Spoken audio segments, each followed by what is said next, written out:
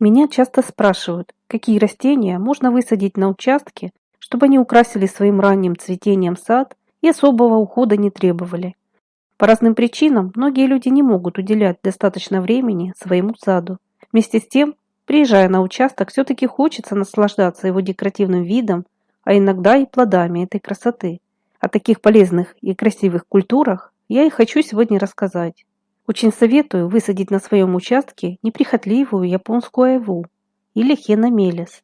Об этом растении можно рассказать очень многое. Во-первых, этот плодовый кустарник красиво цветет, причем несколько раз за сезон. Осенью в питомниках растений я часто встречала его саженцы не только с плодами, но и с цветами. Даже мелкую айву можно употреблять в пищу. Из нее готовят вкусные десерты, джемы и варенье. Плоды также запекают с мясом, варят компоты и многое другое. Но особенно айва полезна в сыром виде, хотя и отличается выразительной кислинкой и терпкостью. Хиномелис очень ценится в садовом ландшафте за свою красоту и неприхотливость. Цветы могут быть оранжевого, светло-розового или красного цвета. Они раскрываются уже в апреле и цветут почти месяц, в зависимости от региона. К концу сезона ветви украшают желтые плоды, которые интересно сочетаются с листвой и повторным осенним цветением. Посадив хиномелис в саду, вы украсите свою территорию на долгие годы. Из айвы также можно создать красивую цветущую изгородь. Это листопадная культура высотой кроны от 50 см и более 1 метра. Хотя есть и более высокорослые представители, растущие в виде невысоких деревьев.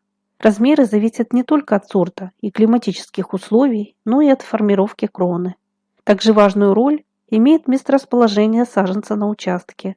Это растение очень любит солнце и хорошо выдерживает временную засуху. Японская айва хорошо приспосабливается к разным почвам, но для обильного плодоношения нуждается в прореживающей обрезке и поливе. Хиномелис достаточно морозоустойчивый. Его зимостойкость, согласно данным USDA, соответствует зонам с 5 по 9. В садах с более суровым климатом потребует от вас основательного укрытия. К сожалению, в самых северных садах он расти не сможет. В последнее время все чаще в ландшафтном дизайне стали применять такое красивое растение, как луизиания или миндаль трехлопастный. По обилию красивых махровых цветов с этим кустарником могут сравниться разве что самые пышно цветущие сакуры. Удивительно, но несмотря на редкую неприхотливость луизиании, ее в какое-то время даже перестали высаживать в городских парках и общественных садах. А все потому, что ее цветущие ветви настолько привлекали внимание, что каждый хотел унести с собой эту красоту. Декоративный миндаль невероятно красиво цветет, но его плоды мелкие и несъедобные. Однако отказаться от такого эффектного кустарника очень сложно. Тем более, что особого ухода луизиане от вас не потребует. Не менее привлекательно, особенно в штамбовой форме, смотрится декоративная яблоня. Есть разные ее красивые сорта. Очень эффектная яблоня роялти, Недзветского и другие. У сорта роялти красиво смотрится ее темно-фиолетовая листва и даже ее мелкие, вполне съедобные плоды. Если вы захотите посадить у себя эти деревья, советую их крону формировать уже с раннего возраста. Из декоративных яблонь можно за несколько лет создать красивый цветущий шар в виде яркого круглого чупа-чупса. Но для этого стричь ветви придется каждый сезон, не менее 2-3 раз в год. Обратите внимание еще на одно неприхотливое, но уже вечно зеленое растение под названием магония подуболистная. Ее ароматное и яркое цветение сравнимо с цветущей мимозой. Только магония, в отличие от южной мимозы, выносит достаточно суровые морозы. К тому же ее ароматное цветение дает свои плоды. Ягоды магонии похожи на виноград. Они темно-синей окраски и с сизым налетом. Съедобные, но отменным вкусом похвастать не могут. Такие неприхотливые кустарники создадут в вашем саду максимум красоты при самом минимальном уходе. Зацветает магония уже в апреле, радуя пышными ароматными соцветиями из множества ярко-желтых цветов, вплоть до лета. Аромат от крупных кустарников чувствуется даже на расстоянии и привлекает в сад полезных опылителей. В запахе цветов ощущаются нотки меда, шоколада, цветущей сирени и ландышей. Магония цветет с середины апреля по начало июня, после чего ее кусты остаются не менее привлекательными, за счет плотной вечно зеленой листвы и гроздев сизых ягод. Это растение не только красивое в течение круглого года, но и полезное для здоровья. Высота крона достигает 1–1,5 метров, в теплых садах до 2 метров. Но нарастает магония довольно медленно. Этот кустарник вполне подойдет даже самым компактным садам. Его также можно высаживать на переднем плане. Магония хорошо переносит пересадку независимо от возраста. Поскольку ее родина является Северная Америка, то она способна выдерживать понижение температур до -28 градусов.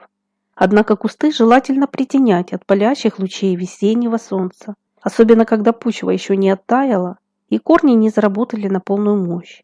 В основном же этот кустарник в уходе неприхотлив и никаких особых забот не потребует. К тому же листва магонии удивит вас сменой своей яркой палитры. Ее летняя зелень к осени сменяется на красно-багряные краски, которые зимой приобретают бронзовые оттенки.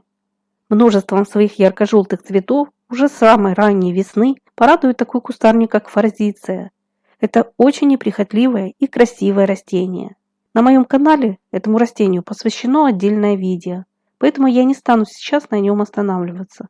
Всем, кто захочет узнать о форзиции больше, ссылку на ролик я оставлю в описании под этим видео. Не менее эффектное цветение весенне-цветущих белоснежных спирей. Очень рекомендую обратить внимание на вид спиреи серой и конкретно сорт Грефшейм. Более подробно про эти растения вы также сможете узнать из моего видео про спиреи. Ссылку я оставлю в описании. Из вечно зеленых культур своим сверхранним цветением радуют эрики. Их очаровательные мелкие бутоны способны зимовать даже под снегом, чтобы уже с первыми теплыми лучами солнца порадовать нас своей красотой. В моем саду растет сорт с розово-сиреневыми цветами Крамерс Роуд. Цветет он с апреля по май. Но для хорошего развития этих вечно зеленых вересковых кустарников необходим легкий плодородный грунт с кислой реакцией. Не менее важно хорошее освещение. Хотя эти растения в природе неплохо приживаются даже под кронами хвойных деревьев. Этот список неприхотливых и красиво цветущих кустарников можно дополнить еще одним представителем под названием волчий ягодник. Это растение особо эффектно смотрится в период своего цветения. Его кусты уже с апреля сплошь покрываются массой сиренево-лиловых соцветий, распространяющих по округе приятный аромат. После на ветках поспевают небольшие ягодки с привлекательным глянцем. Однако тем, чьи сады посещают маленькие дети, это растение лучше не высаживать. Все части волчьеягодника содержат ядовитые вещества. Хотя никаким особым вкусом ягоды не отличаются, скорее наоборот. Но употребление даже 10 штук может привести к серьезному отравлению. Как по мне, лучше не рисковать и выделить свою территорию сада для более полезных и благоприятных растений. Тем более, что таких очень много. И в следующих видео я постараюсь о них рассказать. Я буду всем благодарна, кто поделится своим опытом. Оставляйте свои комментарии, задавайте вопросы и делитесь личным мнением, а также своими советами. Не забывайте подписываться на наш канал. Оформленная подписка всегда будет держать вас в курсе выхода новых роликов, что очень удобно. А если вам это видео было хоть немного полезным, не забудьте, пожалуйста, оставить свой лайк и до новых встреч на нашем канале.